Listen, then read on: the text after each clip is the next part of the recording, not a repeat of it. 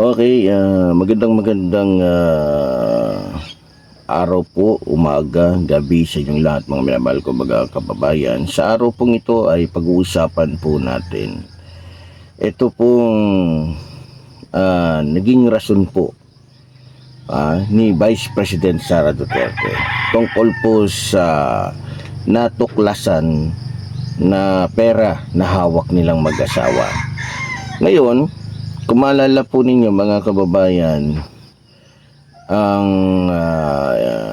ibinunyag, ang inilabas na statement ni Vice President Sara Duterte na kanyang asset o kanyang pera na o kabuuhan ng kanyang pag-aari ay umaabot po ng 80 million. Hindi pala, yes, tama, kung hindi ako nagkakamali, 80 million. So, iba po yung nakita, iba po yung natuklasan ng AMLAC, maging ng ombudsman, maging ng ating mga mambabatas dyan po sa Kamara. Ngayon, nakita po yung katotohanan at kung gaano kalaki yung pera na hawak nila mag-asawa. So, ang kanila pong palusot ngayon at ang naging pahayag po ni Vice President Sara Duterte na galing daw sa mabuti yung kanyang pera. At yun daw ay galing sa kanilang mga negosyo, no? Yun daw ay pinagkitaan ng kanilang mga negosyo kaya umabot ng ganon. Ang tanong, kung talagang yan ay galing sa kanyang mga negosyo, bakit hindi niya inamin? Bakit di niya sinabi yung totoo na aabot pala sa bilyon-bilyon yung pera na hawak nilang mag-asawa? Diba? Bakit di nila sinabi na umabot na pala? At bakit hindi sila nagbabayad ng buwis? Ano ang dahilan? Bakit ayaw niyang magbayad ng buwis? Kaya nga ngayon, mga minamahal ko mga kababayan, iimbestigahan po ng COA at i-audit po ng COA kung ilan yung posibleng pagbayaran o ilan yung multa o ilan yung dapat singilin ng pamahalaan dito po sa mag-asawang Duterte. Alam nyo, sa totoo lang, itong mga alibay nila ngayon, ito isang palusot na lamang. Isang palusot na lamang. Bakit ngayon lang sinasabi ni Vice President Sara Duterte na yung pera niya ay galing sa ganyan at yan ang kabuuhan? At bakit ngayon lang siya nagsalita? Dahil bakit? Dahil buko na. Dahil alam na, lantad na yung katotohanan. Alam niyo mga minamahal ko mga kababayan, ito yung sinasabi natin. Kung maalala ninyo, nung hindi pa kinukuha ng ICC itong si dating Pangulong Rodrigo Roa Duterte, hindi ba may malaking hamon itong si dating Pangulong Rodrigo Roa Duterte kay dating Senador Antonio Trillanes, maging sa mga congressman na ang pagkakasabi pa nga, kung di ako nagkakamali, kung mayroong isa man lamang na ebidensya na makukuha ang mga congressman na magpapatunay na talagang may bilyong-bilyong pera itong si Vice President Sara Duterte sa kanyang bank account, uutusan niya ito na bumaba na sa pwesto at maging siya ay handang magpakamatay o patayin ang kanyang sarili kasi yun ang pagkakasabi niya diba? Ngayon mga minamahal kong mga kababayan, sobra na po sa isa yung ebidensya na nakalap, nakita o nilalahad o nilalantad lalong-lalo na po ng National Bureau of Investigation o NBI sa taong bayan, maging ng ombudsman. So siguro, sapat na yon para itong si Vice President Sara Duterte ay bumaba na sa kanyang pwesto kung ayaw niyang siya ay tuluyang hindi na makatakbo ng kahit anumang mga posisyon dito po sa ating bansa.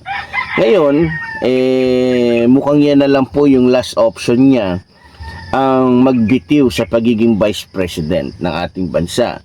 Kasi pag hindi siya nagbitiw at siya ay tuluyang o ginamit niya yung kanyang pride, ginamit niya yung kanyang pagiging tulongges, sigurado po mga kababayan na ang kahahantungan po ng lahat ng ito ay yung katapusan na ng kanilang karir sa politika.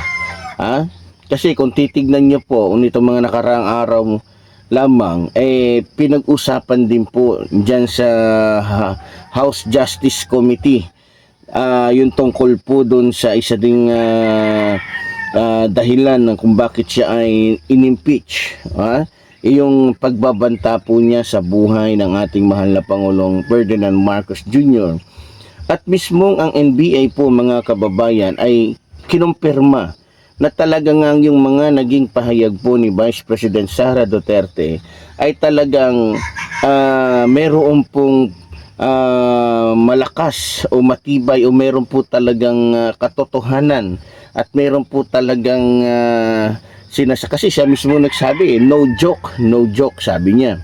So nanggaling sa kanya yung salitang hindi ito biro.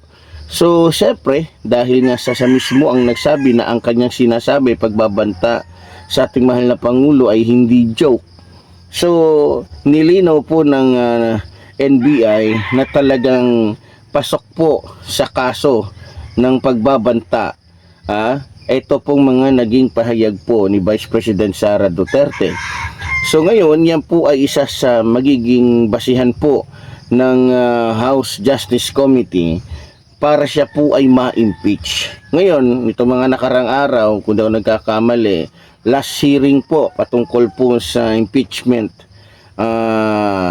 laban po dito kay Vice President Sara Duterte ay talagang mukhang papunta na po. Mukhang darating na po tayo sa punto na doon na po pag-uusapan sa Senado yung tungkol po sa mga aligasyon o mga naging kasalanan po ni Vice President Sara Duterte sa taong bayan tungkol po sa kanyang mga pagsisinungaling, tungkol po sa kanyang pagnanakaw, tungkol po sa pera na kung saan ay meron silang mag-asawa, na kung saan ay talagang masasabi natin pasok po sa money laundering. At syempre, inaasahan na rin po natin mga kababayan na itong kanyang kaso, bagamat sabihin na natin kaya nilang palusutin ito dyan po sa impeachment, dyan sa Senado, maaaring pwede. Pero pagdating po sa ombudsman ay hindi po talaga makakalusot itong si Vice President Sara Duterte dahil maliban na siya ay makakasuhan ng graft, siya po ay makakasuhan ng malversation, siya po ay marami pang kaso na haharapin, Marami po siyang kasong kahaharapin. Alam naman po ninyo mga kababayan, ito yung sinasabi natin. Kung talagang ito nga si Vice President Sara Duterte ay nakapag-aral at talagang tunay na abogado at hindi binayaran yung kanyang pagiging o hindi binayaran yung profesor nito para siya ay ipasa, dapat alam niya ang tama't mali. Alam niya yung pasikot-sikot. Alam dapat niya kung siya ba ay mapapaul dito, kung siya ba ay magkakaroon ng, kung siya ba ay malalagay ba sa alanganin yung kanyang mga sinasabi. Diba? So makikita natin, katulad nga po sinasabi ni Attorney Clara Castro, ang tagapagsalita po ng ating mahal na Pangulo, kitang-kita naman, 'di ba? Kitang-kita naman na kung talagang itong si Vice President Sara Duterte isang abogado, isang abogada o talagang magaling, mahusay, pumasa sa pagiging abogado, dapat alam niya tama't mali, alam niya na yung kanyang sinasabi ay maaaring ikapahamak niya. So, ganun pa man mga minamahal ko mga kababayan, masasabi ko lang kay Vice President Sara Duterte, good luck na lang, Good luck na lang, lalong-lalo na sa mga DDS supporters. Nakita nyo naman yung mga ebidensya. So kahit anong gawin ninyong palusot, kahit anong gawin ninyong mga pasakalye, ang ebidensya pa rin ang nagsasabi ng katotohanan. So muli po, tulad po ng sinasabi ng lingkod, mabuhay po ang ating bayan, mabuhay po ang nagmamahal sa ating bayan. Maraming salamat po.